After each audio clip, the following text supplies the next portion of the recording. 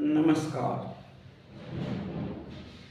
आज चिंतन में मैं चर्चा करना चाहूँगा, मनुष्य को डर क्यों लगता है। बल्कि जितने जीव जंतु हैं सब डरता है। सबको डर लगता है, साथ ही मानव को भी डर लगता है। मानव सभी जीव जंतुओं में श्रेष्ठ है। फिर मानव को डर किससे, क्यों डरता है? अगर आप कहेंगे कि ऊपर वाला से सबको डर है, सब डरता है, क्या यह सच है कि ऊपर वाला से सब डरता है? हम कहेंगे कि यह सच नहीं है। ऊपर वाला से अगर डरता, मानव डरता, तो चोरी करता है, क्या ऊपर वाला नहीं देख रहा है? किसी की हत्या करता है, क्या ऊपर वाला नहीं देख रहा है? किसी को गाली देता है, क्या ऊपर वाला नहीं देख रहा है? चुगली करता है, क्या ऊपर वाला नहीं देख रहा है? अगर ऊपर वाला होता तो सबको देखता, और देखता ही नहीं बल्कि रोकता भी, मना भी करता। तो इसका अर्थ क्या होता है कि ऊपर कोई नहीं है। ऊपर कोई नहीं है, बल्कि सबसे ऊपर, सबसे श्रेष्ठ मानव है। सबसे श्रेष्ठ मानव है,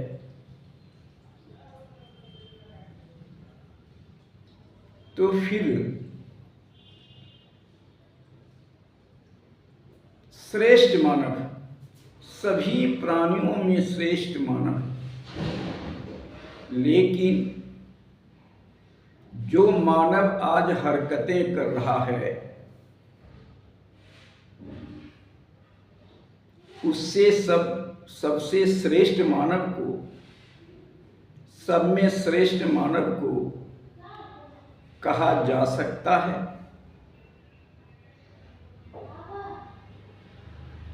जिस हिसाब से आज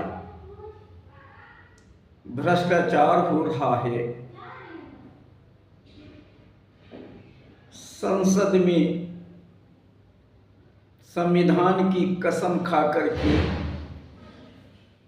ऊपर वाले की कसम खा करके कहता है कि मैं झूठ नहीं बोलूंगा। क्या वह झूठ नहीं बोल रहा है, बल्कि वह सच बोल ही नहीं रहा है। तो अगर ऊपर वाला का डर होता, अगर सबसे श्रेष्ठ मानव का डर होता, तो वह ऐसा नहीं करता, झूठ नहीं बोलता। ऊपर वाला का डर होता तो हत्या नहीं करता, मारपीट नहीं करता, गाली गलौज नहीं करता। न ऊपर वाले का डर है, न नीचे वाले का डर है।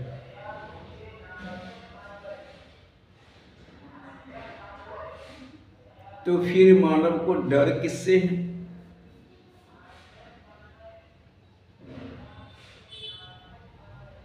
फिर मानव को डर किससे है?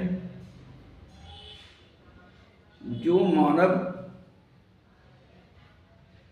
मनुष्य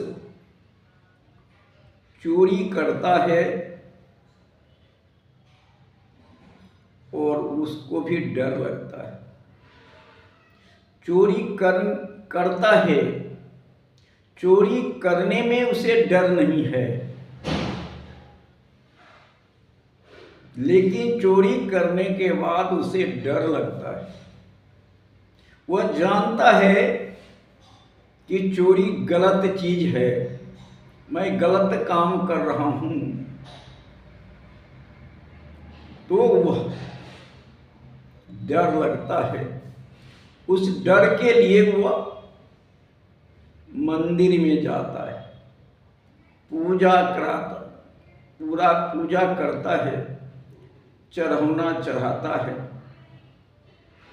और वह सोचता है। और ऐसा करने से उसे डर खत्म होने का महसूस होता है।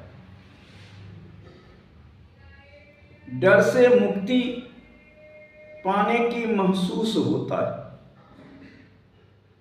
महसूस करता है कि मैं डर से मुक्त हो गया हूं। और वह फिर चोरी करता है, फिर वही काम करता है, और फिर वह पूजा मंदिर में जाकर के चढ़ावा चढ़ाता है, और वह अपने आप को, मन को संतुष्ट कर लेता है कि मैं पाप से मुक्त हो गया, पाप से मुक्ति मिल गई है। तो अब यहां पर यह बात आती है कि चोरी करने वाला, गलत करने वाला, बेईमानी करने वाला, भ्रष्टाचार करने वाला, यह सब डरा हुआ है। इसको डर लगता है ऊपर वाले से, और इसीलिए खास करके जो चोरी करता है, जो बेईमानी करता है, जो दूसरे को, धन को हड़पता है, दूसरे को, पैसा को मारता है, दूसरे को नुकसान करता है, पड़ोसी को नुकसान करता है, वह व्यक्ति डरा हुआ होता है। डरा रहने के कारण ही वह व्यक्ति मंदिर में जाता है, चढ़ावा चढ़ाता है, पाप से मुक्त होने का एहसास अपने आप को कराता है। हम आपसे पूछते हैं कि पाप से उसको मुक्ति मिल गई, मिल जाएगी? अगर ईश्वर होते, कहीं होते, तो सबसे पहले वो पाप करने ही नहीं देते, उसी समय हाथ पकड़ लेते, उसी समय रोक देते, उसी समय पैर को रोक देते, उसी समय जो हमारे विचार उत्पन्न होता है उसको रोक देते। लेकिन ईश्वर शायद नहीं है, इसीलिए पाप होता है। इसीलिए पाप करके ईश्वर के नाम से वह संतुष्टि पाता है। पाप मुक्त होने का उसे एहसास मिलता है। लेकिन हम और आप सब क्या कहेंगे कि वह पाप से मुक्त हो गया, पाप से उसे मुक्ति मिल गई।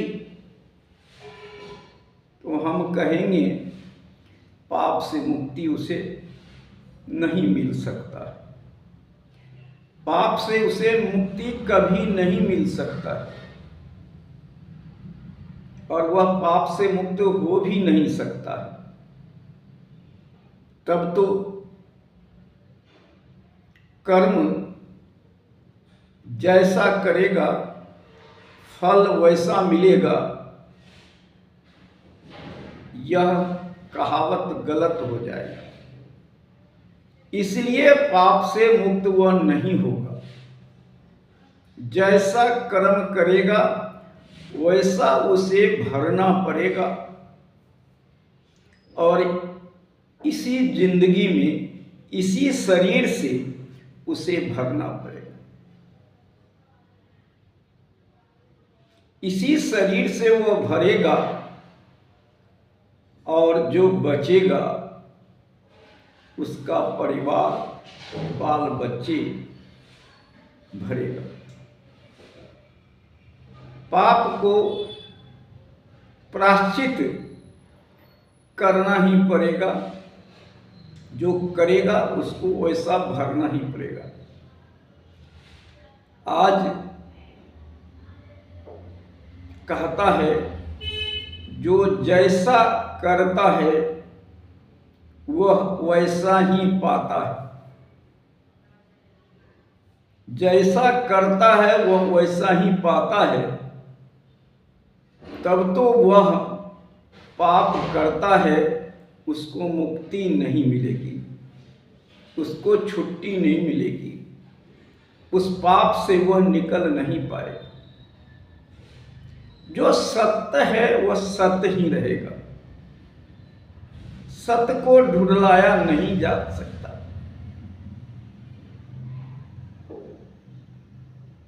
जो भी मानव यह सोचता है कि पाप से उसे मुक्ति मिल जाएगी, दूसरा कोई नहीं देख रहा है, दूसरा कोई आपको नहीं कह रहा है कि पाप नहीं करो। लेकिन जो अंदर में बैठा हुआ है, आपके अंदर बैठा हुआ है, जो एक तरह से आप कहते हैं कि आत्मा परमात्मा का अंश है। आत्मा तो कोई देखा नहीं है, आत्मा है या नहीं है यह किसी को पता भी नहीं है। लेकिन जो हमें यह कार्य करने के लिए प्रेरित करता है वह तो है। अगर उसी को हम आत्मा कहते हैं, उसी को अगर ईश्वर के अंश कहते हैं, तो वह तो सब कुछ देख रहा है। वह आपको तो दंड देगा ही। वो आपको देख रहा है कि आप क्या कर रहे हैं, आपसे वह क्या करा रहा है। उसके ऊपर जो बैठा हुआ है मन में, मन के ऊपर बैठा हुआ है, मन जो आपको करा रहा है, मन जो आपको चोरी करने के लिए, बेईमानी करने के लिए, भ्रष्टाचार करने के लिए, गाली देने के लिए, दूसरे को नुकसान करने के लिए मन कहता है, तो मन के ऊपर जो बैठा हुआ है वह सब देख रहा है, वह याद कर रहा है, वह नहीं भूलेगा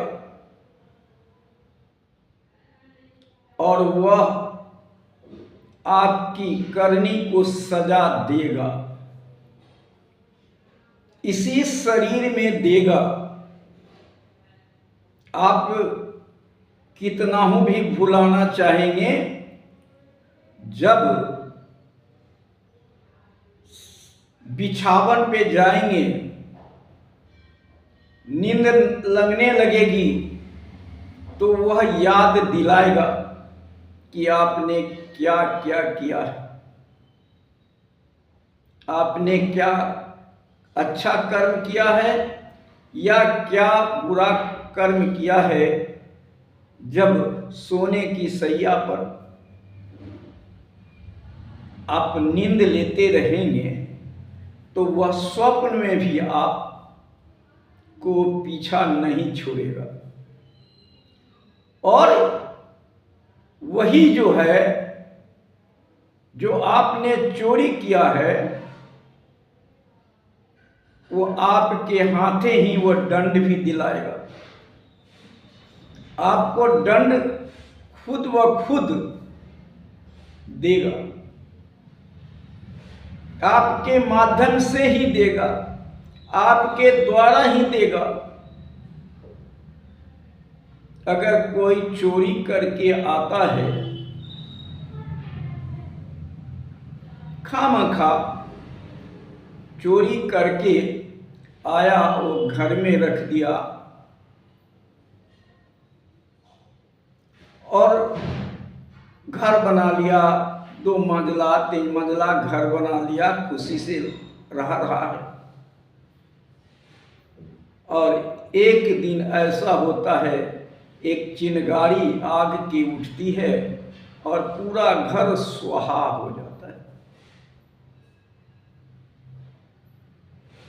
तो उस डर को, चोरी का सजा किसने दिया?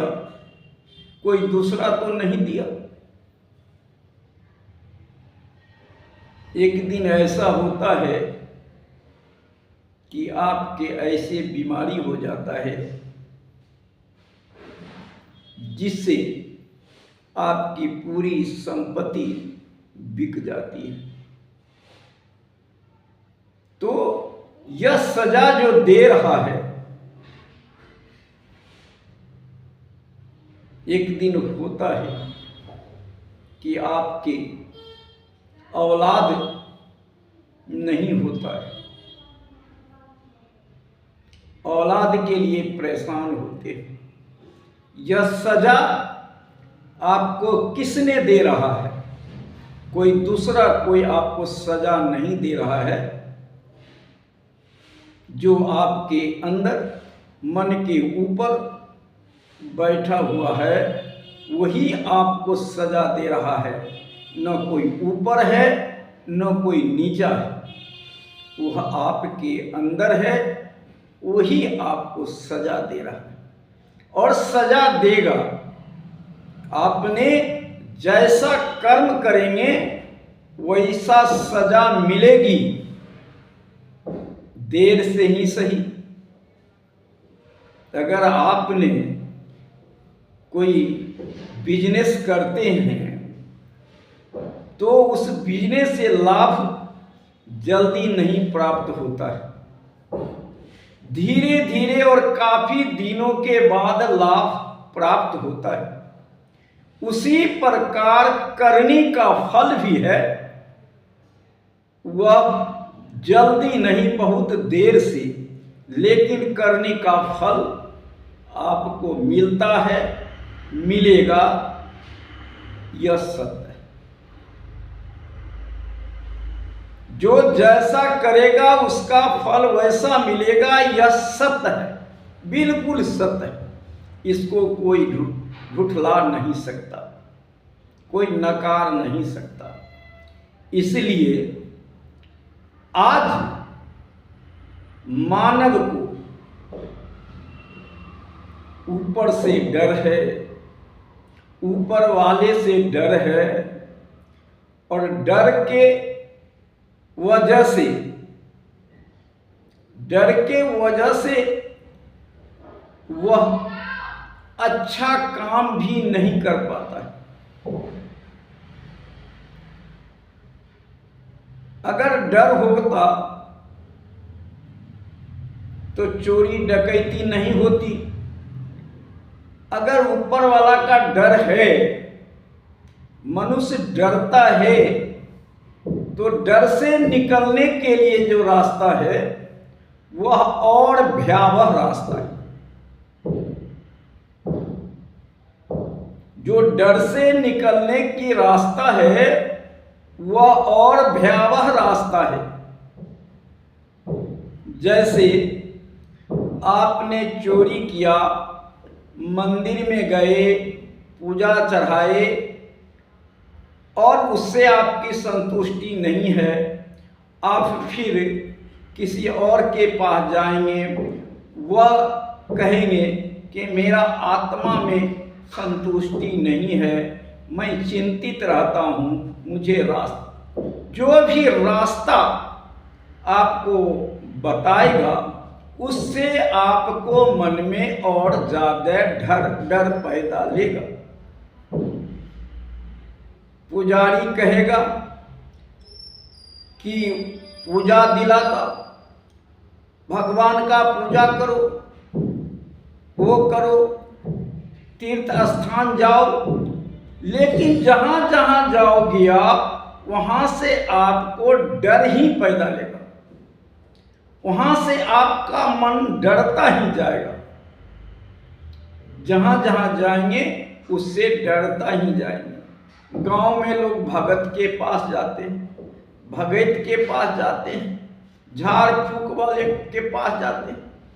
वो क्या कहता है कि आपके घर के अंदर ही है जो आपको नुकसान कर रहा है।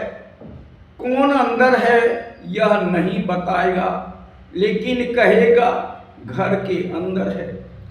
आप डर गए, आप डर है, आपको चिंता सता रही है और उस डर से निकलने का कोई रास्ता नहीं है। डरते ही डरते जाएंगे और वह डर धीरे धीरे बढ़ता ही जाएगा। उस डर से आप निकल नहीं पाएंगे, क्योंकि आप जब गलत करेंगे तो आपको डरना पड़ेगा। अगर गलत जो नहीं करेगा, जो नहीं गलत करेगा, वह भगत के पास नहीं जाएगा, न ऊपर वाले को देखेगा न नीचे वाले को देखेगा, तो उसको डर कैसा?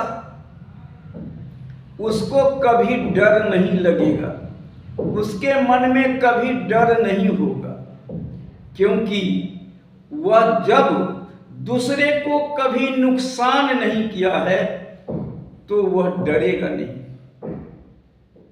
और जो नुकसान दूसरे को नहीं किया है, जो दूसरे के लिए हित किया है, वही भगवान है, वही ईश्वर है, वही निर्देशक है, वही मार्गदर्शक है, जो किसी को नुकसान नहीं किया है।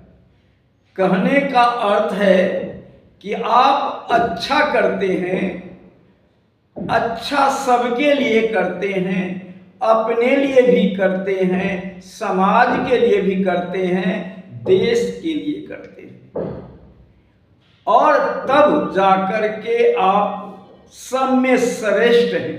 आपको फिर मानव आपकी दर्शन लेना चाहता है, आपको अनुसरण करना चाहता है।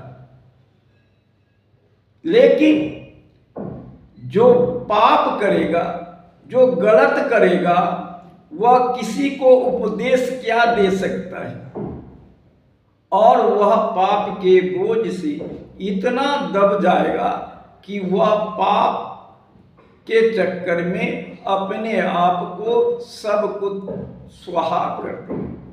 वह सोचता है कि दूसरा कोई नहीं देख रहा है, मैं पाप कर रहा हूँ, लेकिन जो देखने वाला है वही आपको नुकसान करेगा और वो पाप का बदला लेगा।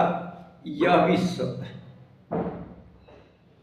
इसलिए मानव अगर सबसे ज्यादा श्रेष्ठ है, मानव सब में श्रेष्ठ है, तो उसका कार्य भी श्रेष्ठतापूर्वक होनी चाहिए। अगर श्रेष्ठ मानव का कार्य होगा तो शायद वह भगवान के रूप में पूजे जाएगा, पूजे जा रहा है। आज महावीर को नाम लेते हैं, बुद्ध को नाम लेते हैं, कबीर को नाम लेते हैं। वो ऐसे महान नहीं हो गए, बल्कि उन्होंने अपने साथ साथ समाज के लिए ऐसा कार्य किया, ऐसा मार्गदर्शन दिया, बल्कि वह अपने लिए नहीं किया बल्कि समाज के लिए किया। अगर अपने लिए करते तो उनके पास सब कुछ होता, लेकिन किसी के पास, संत के पास कुछ नहीं है। लेकिन आज भी हम उन्हें याद करते हैं कि वह पूरे मानव जाति को उत्थान के लिए, विकास के लिए वह रास्ता दिया, मार्ग दिया। उनके रास्ते पर चल करके मानव शांति पा सकता है, सुख पा सकता है, समृद्धि पा सकता है।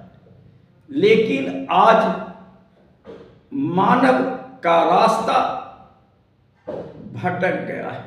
आज मानव के रूप में नहीं दिखाई पड़ता है। मानव दानव का रूप लेता जा रहा है, तो अपनी पहचान मानव खोता जा रहा है। जिस पहचान के लिए मानव सबसे श्रेष्ठ माना जाता है, वह अपना पहचान खोता जा रहा है। क्या मानव को अपना पहचान खोना चाहिए? नहीं खोना चाहिए। सबसे श्रेष्ठ बनने की प्रयास करना चाहिए, आगे बढ़ने का प्रयास करना चाहिए। अपने परिवार के साथ साथ समाज को आगे उठाने का प्रयास करना चाहिए। किसी को नुकसान नहीं करना चाहिए, हो सके तो उसे भलाई करना चाहिए। अगर पड़ोसी अगर आगे बढ़ रहा है, उससे हमें भी कुछ फायदा होगा, यह चिंतन और मनन करके सोचना चाहिए। और ईर्ष्या, द्वेष, अहंकार से दूर होकर के काम करना चाहिए। यह सब कहाँ से आएगा, कैसे दूर होगा? तो आज टीवी, रेडियो पर आप सुनते होंगे, बड़े बड़े संत महात्मा का प्रवचन आता है। उस प्रवचन को सुनिए। बुद्ध का प्रवचन आता है, कबीर का प्रवचन आता है, महावीर का प्रवचन आता है। आपके जीवन जीने की सही रास्ता बताने का काम करते हैं। अगर आपने वैसा प्रवचन अपने घर में सुबह शाम 1 घंटा अगर सुनेंगे, उनका प्रवचन सुनेंगे, उनका भजन सुनेंगे, तो शायद आपके आचरण में सुधार होगा और आप एक श्रेष्ठ मानव कहलाएंगे, ऐसा हम उम्मीद करते हैं। आज इतना ही। जय हिंद, जय भारत, नमो बुद्धाय।